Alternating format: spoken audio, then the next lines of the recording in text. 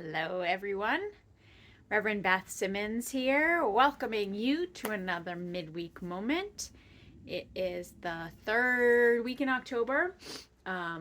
We've just about hit, maybe slightly past peak beautiful foliage here, but there's still plenty of color to see, and we have yet to have a hard frost. But certainly the nights are chilly, and it is looking like autumn around here. Um, I have recently discovered a new decluttering organizational movement that is starting to sweep across the United States, and the fact that it's a new one and sort of next in a series of such movements. We had the Marie Kondo um, movement a few years ago, and certainly there have been others. There have been plenty of TV shows about getting rid of stuff. Going back at least 20 years, and I think that in itself says something about the American culture. But this one that has now been brought to light is called Swedish death cleaning. And there's a book that has come out called The Gentle Art of Swedish Death Cleaning, and there is now a show on Peacock, which you have to subscribe to watch it, but where they go in with people and help them. Three Swedes, an organizer, a designer, and a psychologist go in, and the idea is to let go of things in your life for two purposes.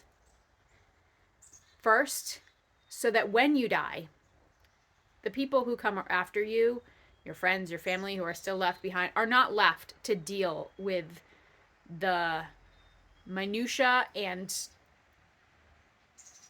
whatever the opposite of that is, the big and the small of your life, to deal with your stuff, to deal with your hard French crap.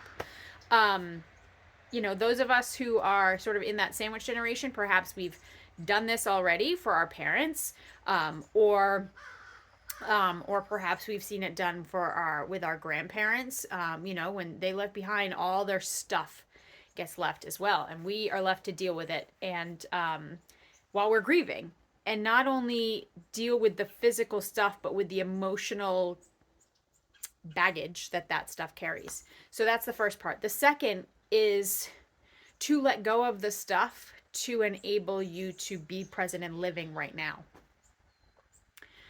And so, as I often do with any of these, movements and ideas that are aimed at the individual, I think about how that applies to the church. And man, I think most churches could use some Swedish death cleaning. We don't have the clear end point that most individual people do, right? You die and you have a house, your estate, your house, your stuff has to go somewhere. The crows are chasing off a hawk. Because someone else is going to live in that house, or and sometimes there's a little bit of a fuzzy edge, like if you live in the house where you're with your parents, and so when they die you just sort of still stay with their stuff, and there's less of a finality to it. But in the church, there is never really a finality. Even with pastors, a pastor moves on, and I have never come into an empty office in a church. Like, there's always stuff from the previous pastor, or from the pastor even before that, or many pastors prior to that. But beyond the pastors, like, the church hangs on to stuff. Now, please feel free to let me know if your church is not like that. But I have yet to encounter a church that doesn't at least have a closet where all the stuff is hiding. But we do things in little quirky ways that are particular to church that I think make things even more difficult. First of all, we put plaques on things. Someone donates money for a certain thing, and we stick a little gold plaque on it with their name and say, given in memory of or in honor of. And that becomes like a gravestone. That you cannot touch that thing because it represents the person. And by letting go of that thing, you are dismissing the person and their generosity. Even if that thing is broken, old, no longer serves a purpose, the name on the plaque is long forgotten by the generations that have come. If it is in the way, if it is an obstacle to doing something new and life-giving, it's got a plaque on it. It's got somebody's name on it. We have to hold on to it. Then there are the art supplies. Church becomes the graveyard of cast off arts and crafts projects and supplies. So your kids have grown up, they don't no longer need it, give it to the church. Sure, the church will have bags and bags of broken crayons and half-used glue sticks and partially cut construction paper that's been sitting in the sun and faded, and a couple foam craft projects. Surely they'll use it in Sunday school. This also applies to the nursery. My kid's outgrown this toy. I'm going to give it to the church. Whether it's old, whether it's safe, whether, we have space. Religious books. So not only are, the list goes on of all the things that people, out of genuine generosity and care.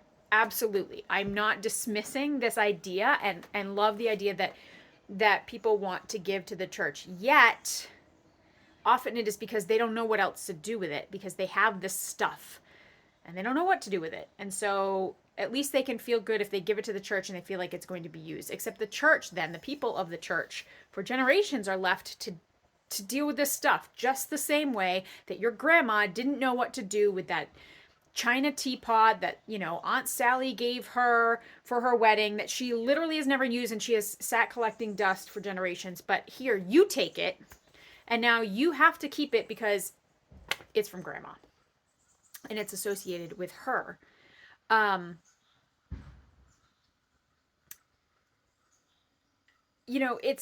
We have all these things, and it's from the small minutia of the colored pencils in the Sunday school room to the bigger things like the setup of the sanctuary or the organizational structure of the people, the leadership in the church. So much. We hold on to this stuff so tightly. And we don't have a generational marker to say, okay, this was grandma's. I'm not grandma. I loved my grandma, but this is not for me. Somebody else will love this. Let's move on. There's this very blurry line of people coming in and out of churches that gives no one the feeling of authority to make those decisions. Nobody wants to offend the past generations, and nobody wants the following generations to, feel like, oh, they shouldn't have thrown that away, or they shouldn't have, and it's tricky. But I would love if the leadership in churches, and maybe not just the leadership, because sometimes that engages, but a congregation of itself, in considering where God and who God is calling them to be in the time to come, in the present and the time to come, what stuff, broad concept of stuff, are we holding on to that prevents us from living into that calling?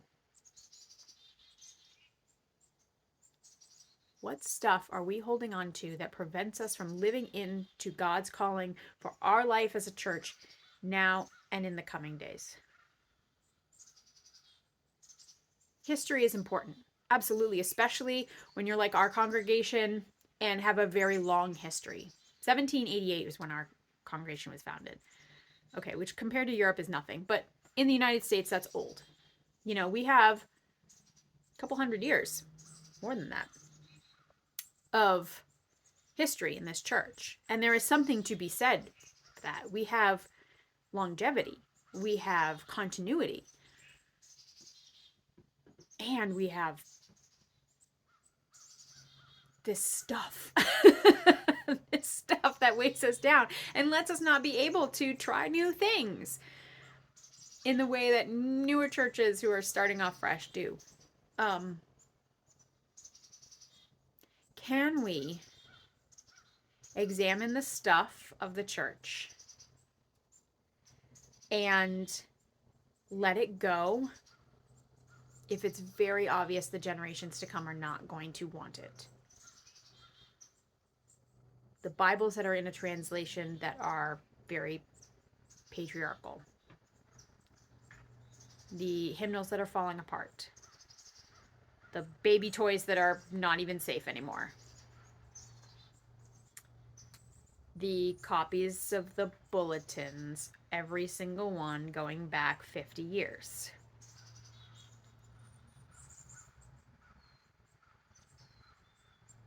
The pew cushions, the pews,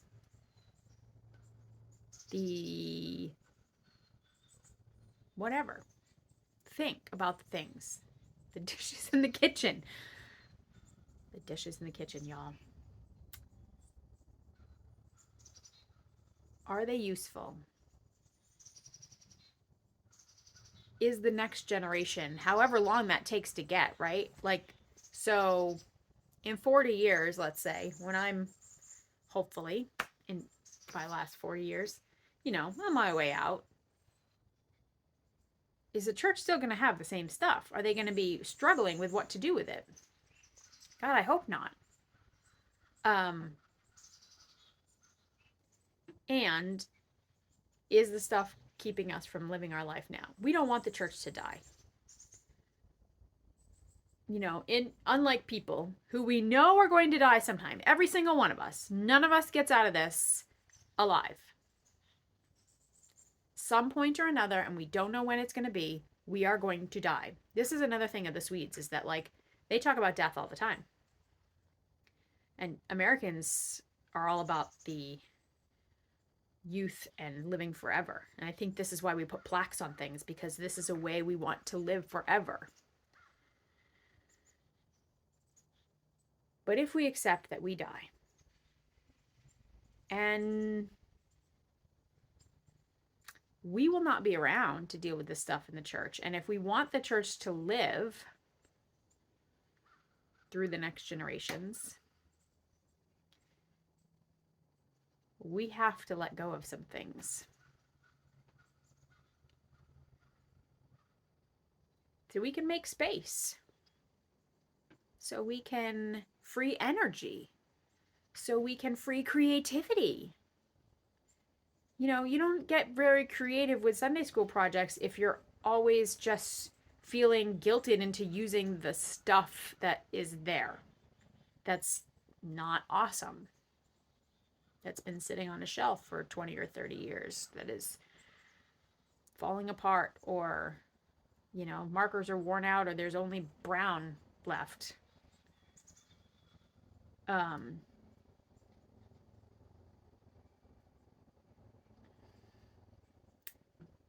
What are we holding on to that is preventing us from living into God's calling for us now and in the coming time? Gentle Art of Swedish Death Cleaning, Church Edition. I hope you all have a wonderful rest of your week, that you get some time outside in God's creation, that you take some time to connect with God, that you feel God's reassuring presence and shelter in times of turbulence and trouble. You are so beloved by God, and I love you too.